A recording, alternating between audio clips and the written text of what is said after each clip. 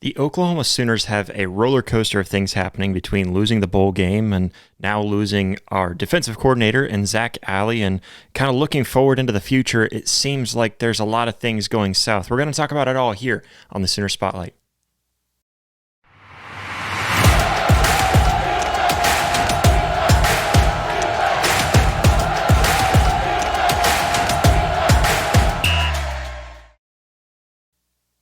Welcome in, Sooner fans, to another edition of Sooner Spotlight, your all-access pass for all things Oklahoma Sooners athletics and so much more. You can find me. I'm your host, Josh Mahler. You can find me on X, formerly known as Twitter, at @RealJoshMahler. You can check that out and see all updates on the show and so much more.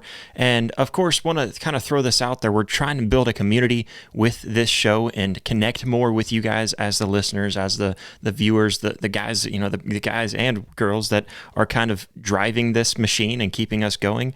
And so we're trying to do that by creating a community. One great way to join that community is signing up and becoming a member today. It's just $4.99 a month. We're going to give you all access, kind of exclusive content. We're going to give you behind the scenes looks. We're going to give you different things like playing games together, just chats and stuff like that, trying to build a community with Sooner fans because we want to make this talking with Sooner Nation rather than talking at you and trying to do so much more. So check that out. Click that link down in the description if you'd like to join and become a member today.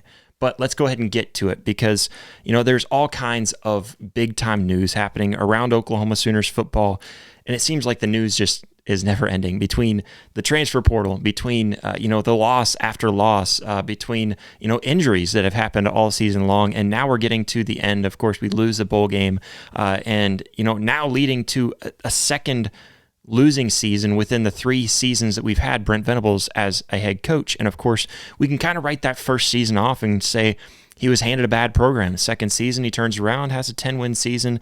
It feels pretty good. It feels like things are on the incline. And sure enough, our defense just keeps on improving. And a big part of that improvement was the fact that we had Zac Alley come in, a guy that was kind of a protege of Brent Venables. And we have him come in and help fix that defense to become even greater of a defense than it was in the past. And now, of course, we get the news that Zac Alley is now moving on. We no longer have Zac Alley. He is going over to West Virginia. That is, just a huge gut punch, and I think took a lot of us by surprise, mainly being that, we all kind of saw Zac Alley and what he said in right after the bowl game. This really came just right after he mentioned that he wasn't going anywhere.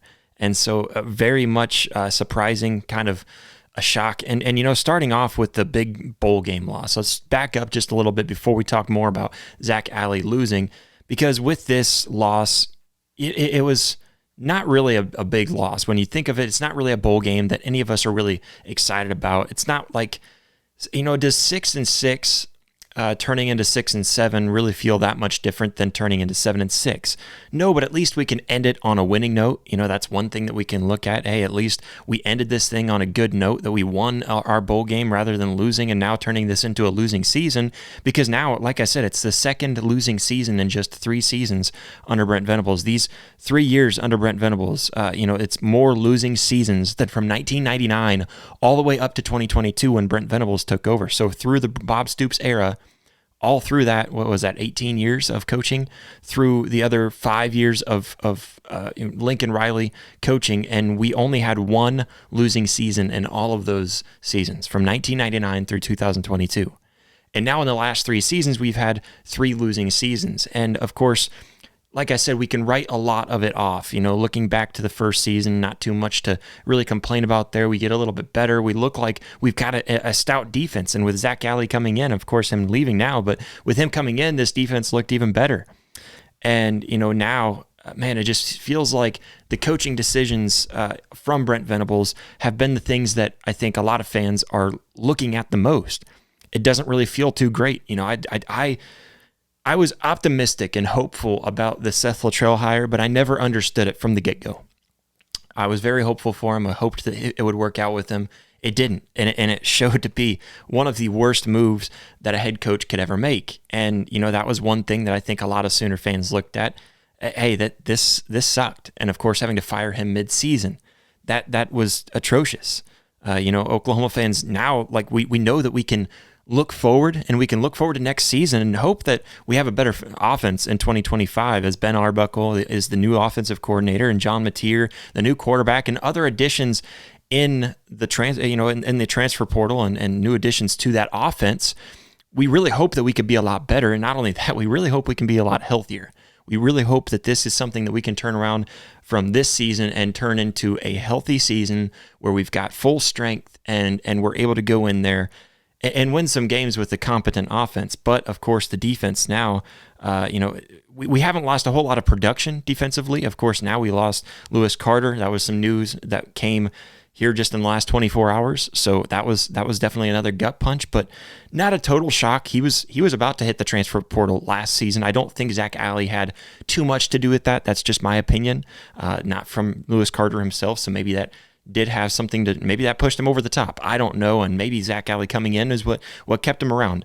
I really don't know the decision to leave, but regardless, that's one of those guys we really didn't want to lose after losing with Deshaun McCullough. But outside of that, didn't really lose a whole lot on the defensive side of the ball in terms of production. We lost Danny Stutzman and we lost Billy Bowman to the draft. But outside of that, we're very hopeful looking forward because the offense should be much better and the defense really isn't losing a whole lot. Now, Zac Alley leaves. Now it feels like we did lose a lot. And there's some Oklahoma fans trying to downplay this as if Zac Alley leaving really isn't that big of a deal. But I'm here to tell you, it's a pretty big deal. He was an outstanding piece to this defense. He was an outstanding piece to this coaching staff. I believe he was a big part in some of the recruiting. And of course, a lot of the guys, they did come to play for Brent Venables. Obviously, if you're coming to play on a Brent Venables team on the defensive side of the ball, you're coming to play that Brent Venables defense, not necessarily Zac Alley, but Zac Alley was in contact with these guys. These guys would have been a lot of communication between them and Zac Alley. He was definitely a big piece. And of course, this news coming just after, Zac Alley mentioning that he was going to come back next season. He thinks he's going to be back next season. Zac Alley was asked about the West Virginia opening, the vacancy there on defensive coordinator, and he answered and he said, quote, "I think I'm coming back next season. We're going to have a great opportunity to be successful, be a top defense in the country, and hopefully we got some young guys who can come along to help us do that."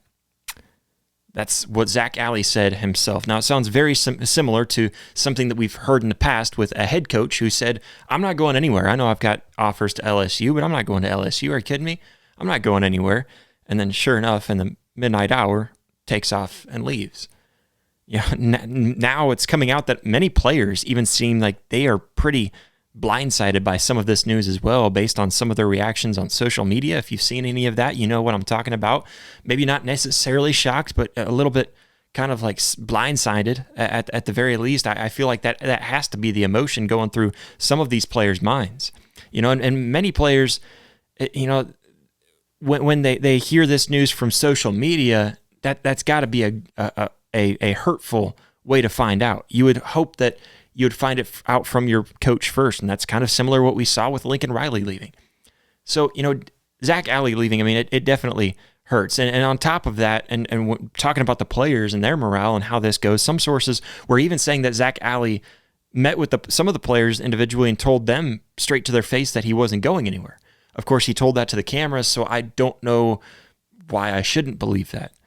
Just kind of hurtful if this stuff is true, and I just want to be very clear that a lot of this is allegation. A lot of this is just totally take it for what it's worth. It may just be a bunch of rumors. It may be stuff that's not even true. Maybe the players all knew it and they had this understanding before the bowl game. I don't know. And on top of that, I've also heard sources say that Zac Alley was offered a good amount to stick around, and he just didn't want to stick around. And we'll get to that in just a little bit as well. But really talking about Zac Alley, he moving to West Virginia, it seems like a shock. It seems like a downgrade in position, which it's not. And that's a lot of the rumor going around on social media. It's a lot of what's going on within, the outrage of him leaving. But in all reality, he's not really taking a downgrade at all.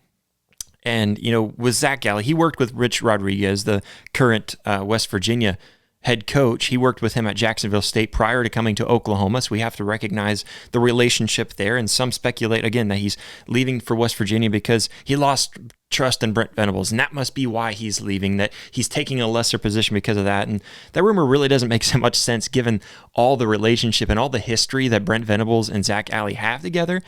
The fact that Alley was kind of raised up under Brent Venables whenever they spent their time at Clemson together. I mean, he really gave him his first chance. He gave him his first shot, and then bringing him to a Power 5 school, a Power 4 school, I guess I should say now. So a lot of ways, Zac Alley was kind of considered to be Brent Venables' protege in many ways, and possibly even considered to take over Brent Venables' head coaching position if he were to stick around long enough. There was a lot of speculation that that's kind of what he was trying to do with Zac Alley. And it makes sense. Of course, a lot of this is just kind of speculation looking far into the future when, Zac Alley stays around for about 5 to 10 years and Brent Venables is ready to give it over to him. That's all a complete speculation and just kind of looking forward and thinking what would be the next step. So take it for what it's worth. But Zac Alley seemed to be the guy that Oklahoma wanted to keep around for a pretty long time, and most likely promoting from just a co-defensive coordinator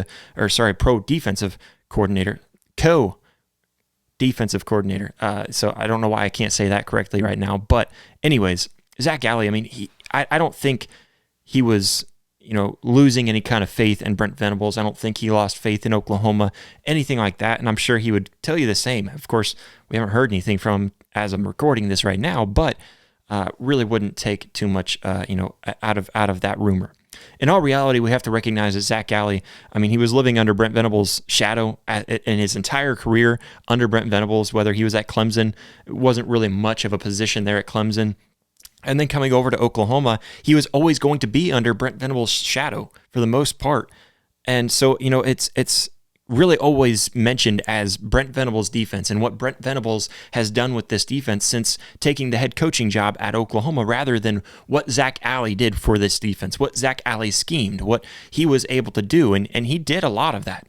He did a lot of the scheming. He did most, if not really all, of the play calling. Brent Venables definitely had his fingerprint on it. He definitely helped a lot, and I'm not taking that away from Brent at all. And in many ways, I think Zac Alley was running Brent's defense rather than running things his own way.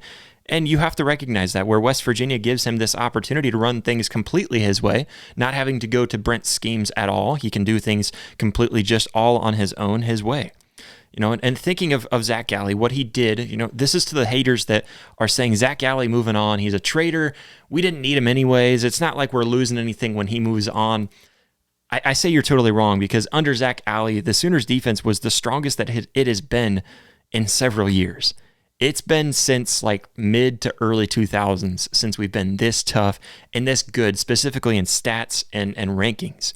And thinking of what all they've done, because Zac Alley assisted this defense and helped this defense come from what they were a season ago to the top 20 in yards allowed and surrendered only 21.5 points per game against the opposition. That is an incredible defense from what it came from, where we were used to allowing prior years over 30 points a game last year, and then years before that with Alex Grinch's defense, if I can get his name to pop up in my head properly, with Alex Grinch's defense and even Mike Stoops' defenses, allowing anywhere from 35 to 45 points a game. So this was a huge pickup. So I mean, talking about this, as the Sooners look to fill Zac Alley's shoes and really within the realm of possibility, they really don't have to go outside for a hire. This is talked about by a lot of people. I know Parker Thune is one of the guys. My guy Jay from Locked On and Unfair Sports. He's even mentioning some of the same guys, and it's really kind of known with a lot of the insiders kind of throwing out very similar names with James Skalski, if I can say his name properly. He's a former Clemson linebacker, and a kind of another one of those protege, and that would come from Brent Venables, and then on top of that, you have on the staff, currently he's on the staff as a grad assistant, and honestly, he would be able to move up to a linebackers coach, which then would be able to help you, take, maybe somebody like Brandon Hall, who's a safeties coach right now, and defensive tackles coach Todd Bates, or even Jay Valai, who's the cornerbacks coach right now. All of these guys have backgrounds in defensive coordinating. They have backgrounds in co-defensive coordinating, something of the sort, to where it wouldn't be much of a stretch just to promote within. And it makes sense. And I think this is the way that the Sooners would probably benefit the most, because we're not bringing on a brand new contract rather than just upgrading a current one. I think that would be the best for the Sooners. Obviously, there's some outside hires that are looking at, a guy from Clemson, all kinds of names we could bring up. But ultimately, I think personally, I like what we have on staff right now. They know the defense that we're running. They know the schemes that we're running. They know what Zac Alley did in his time there. They know the guys that Brent Venables is trying to go after in the transfer portal and recruiting and all of that stuff. So I think keeping these guys, with guys like Brandon Hall, who I think it seems like the front runner in my brain. You think Brandon Hall, Todd Bates, or Jay Valai. Really, any three of those guys, I think top runner for that position, and promoting within, maybe even promoting a couple of them up to co-defensive coordinators and to helping each other out. Who knows? And there's plenty of names that could be thrown out there. But moving on and thinking about the Oklahoma Sooners and their future, do they have a brighter future? Because we've now come to an end. We've come to a close of the 2025 season. We're coming to a close of 2025 as a year, and closing of 2024 season, moving forward into 2025. What is our future? What does the future look like? Because it's really hard to look at this as a glass half full, with losing everything that we did in the transfer portal, losing all of the games that we lost. Looking at this season and how fast it went downhill, faster than a bobsled on a downhill track, a very steep track at that. First off, starting off with losing to Tennessee, which was the first alarm of the season. The fact that, man, we lost that game, and it felt like we really lost it by beating ourselves in a lot of ways, with all of the turnovers, and with that loss, losing our starting quarterback, and Jackson Arnold, losing him, and then having to go to an unproven true freshman quarterback, and then moving forward with that quarterback with Michael Hawkins. And that's not ever a good thing to have to do that mid-season. Sometimes it can turn into a good thing, but it's never a good thing in the movement, in the progress, in the process of moving over to this new quarterback, especially being a true freshman and being led by that true freshman, going to Texas and losing that Texas Red River rivalry in an embarrassing fashion. Just a completely embarrassing fashion, without scoring a single touchdown. Being shut out for the second time in 3 years to Texas, that's unacceptable. And that was another terrible thing that happened to us this season. Now moving forward, we lost to South Carolina, really due to the 3 turnovers in the first 3 drives of the game, turning into 21 very quick points, where we were down 21-0 in the first quarter alone to South Carolina, and really all because of that move to that freshman quarterback. We were too stubborn to realized that it wasn't working with him in the prior 2 games. I know we won the Auburn game, but I didn't think he had a great Auburn game. I think he had a manageable Auburn game, and I think he did enough to help us win, but not anything more than what Jackson Arnold could have done, if not less than what Jackson Arnold could have done, and that's total speculation. But moving forward, that Texas game, I thought that was a game plan that would have worked well for Jackson Arnold. Jackson Arnold is successful under that type of game plan, what we ran there. Run first, take out the RPO, and run a lot of zone reads. I'm talking like a read option, something where the quarterback can run. We set those up a lot, and very quick passes, over the middle passes. That was something, losing to Texas and then moving forward into South Carolina. I still felt like now it's pretty proven that Michael Hawkins shouldn't be the starter right now. He's got talent, but he's just not ready for it. And of course, we lose that South Carolina game, a lot of it because of Michael Hawkins' 3 turnovers. I don't know how you get around that fact. And then Ole Miss, we're leading at halftime with momentum all in our favor. It's all on our side at this point. And we blow it. We can't run the ball to save our lives, and we just keep on giving away, the ball and putting the defense up against the wall, putting their backs up against the wall. So we lose the Ole Miss game, and then we lose the Missouri game after 3 stellar defensive quarters. The defensive play in those first 3 quarters were absolutely insane, and they were doing everything they could to just completely stop Missouri's offense. And then turnovers at crucial moments. And you can blame Jackson Arnold for the last turnover, I suppose. And it just, honestly, with that last turnover that led to a touchdown, scoop and score, we should have just taken a knee to go into overtime. Sound familiar? And then, of course, losing to, it felt a little better to beat Alabama and beating them the way that we did, shutting them out, not allowing a single touchdown all game long, stopping Jalen Milroe and winning that one as big as we did. But then we lose to LSU in the final game of the season where we could have just gone above 500 right there. And we could have kept ourselves away from a losing season right there. And instead we lose to LSU in an incredibly embarrassing fashion. The play calling, terrible. The performance on the field, terrible. Just everything about that game, nothing was going right. Chunk plays given up by the defense. The offense couldn't get anything rolling. Getting swallowed up in the backfield time and time again. And then, of course, losing in the bowl game really to an inferior opponent. I know Navy had a very good season, not taking anything away from them, but Oklahoma should win that game, especially after being up 14 points, 14-point lead in the first quarter.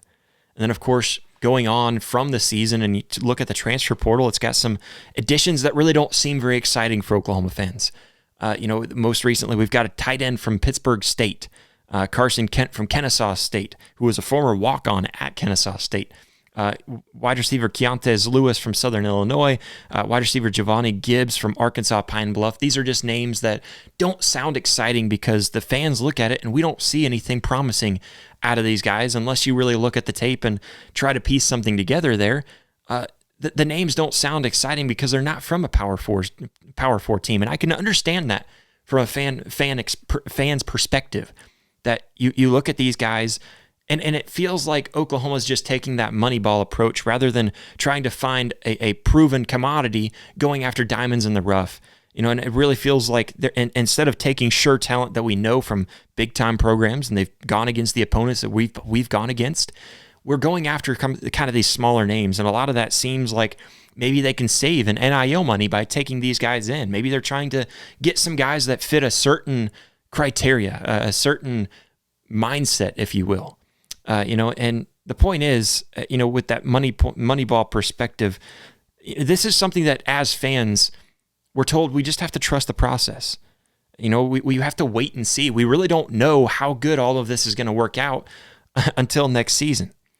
And now the Sooners lose their defensive coordinator at the end of the season, and we're hoping, that a fairly new offensive coordinator who really doesn't have a whole lot on his record. He's kind of unproven. We're told just to expect him to come in here and fix this offense. And we're hopeful for it. I have faith in Ben Arbuckle. I think from what I've heard, from what I've seen, I trust him. I think he's a good guy. And then on top of that, bringing in John Mateer, who we think is going to be pretty good. But now we have to try to find faith in Brent Venables to make the correct next move. And what we've seen in the past is that he's kind of been declining and making those correct moves by bringing in Seth Luttrell. There's been certain things throughout the season, and the Jackson Arnold, Michael Hawkins situation, whether he handled that right, whether he handled letting Seth Luttrell go. Was that too early? Was it too late? Which most of us, I think, would say was too late. There's certain guys that got playing time that we were questioning why they were getting playing time, and specifically in the running back room, we're wondering why the running back room was so split in the way that, we've got guys that are performing and they're not on the field. We've got tight ends who we think would perform better and they're not on the field. There's all kinds of things that I think we have reason to doubt Brent Venables. And looking forward, we know one thing for certain. Brent Venables has to have a good season going into next season. Next season has to be a good season. He doesn't really have much else going for him. If he doesn't have a good season, us as Sooner fans kind of feel the writing is on the wall if that's the case. You have to look forward to it. This team, really expects, and they're really used to winning seasons. They're used to competing for championships. And as much as we say that the fans don't really matter in terms of choosing the head coach and whether the head coach stays, that's not the case. fans do get to choose that just a little bit, because fans are the ones giving their money, and they're not going to keep on giving their money to buying tickets and showing up and showing out as Sooner fans if we keep on going down this road. It's just a fact, and fans do die off because of losing seasons and too many of them. Brent Venables isn't lost to this either, and BV, he's not really given us a whole lot other than his words to put faith in him as our head coach at Oklahoma. And I can understand that from Sooner fans. But here's some of the bright side to Brent Venables that I think a lot of us are still hanging on to him for. The reason why we hang on to Brent Venables and recognizing that, first of all, you can't tell me that the passion that he has for this game and for this program is totally unmatched. You can't tell me that it's not unmatched, is what I should say. It is unmatched, unlike any other head coach that I've really seen in college football. He loves this program and this game, and he has a true competitive nature about him, and he really wants to win. You can tell that from the things he says. He's frustrated, just as frustrated as us as Sooner fans when we lose, and he takes it to heart even more because he knows that it falls on him, and he knows that he's got to make the right decisions, and he's trying. But from what I can tell, I know he's working tirelessly and trying to make the right moves, trying to make the right decisions and get things in order. And we also have to recognize as Oklahoma fans, as college football fans, that in today's college football world, a head coaching job has so much to focus on outside of what they used to have to focus on in years past. They have to do so much more in recruiting high school players, recruiting your own players when you get to the end and transfer portal era, because you can leave any year at any moment. There's no commitment. There's no contract that you have to stand by. On top of that, you have to get a game plan together each and every week. You have to be with your players and have all these different meetings and coaching meetings, as well as still recruiting those high school players during all of this, and then also talking to your players and trying to recruit them back before the transfer portal hits and they just throw their name in there. And then, of course, you have to even retain your own staff, which we're seeing, because the last 2 years we lost an offensive coordinator, and then we also lost a defensive coordinator. This year we lost both of them at once. I guess last year we did too, didn't we? Lost Ted Roof and Jeff Lebby and trying to make things out of that. So you have to retain your own staff as a head coach. Then you have to answer the media for all of your duties and what areas you're lacking on, what areas you need to improve on, what areas you are improving on, the success and the failures. You have to do all of this and much more as a head coach, and I don't think we take that into perspective when calling for a head coach's name, calling for his job. But again, the reason why I list all of the failures from this past season is because I understand where you guys are coming from as Oklahoma fans, and it's easy to panic with all of this going on as an Oklahoma fan. But the sad part is that we just don't know. And the frustrating thing is that we just don't know. We don't know what's at stake. We don't know what the future holds. We don't really know where we're going after this. And so ultimately we just have to wait. We don't know what's going to happen until August 30th to start the next 2025 season. Hey Sooner fans, did you enjoy this video? Well, go ahead and hit that like button and go ahead and hit that subscribe button. What are you doing if you've made it this far and haven't already? You should be able to find that subscribe button over here. And then if you want to see full episodes, we've got those up here and clips right down here. So go check that out. But we thank you all so much for all the love, all the support. We'll catch you next time. Boomer.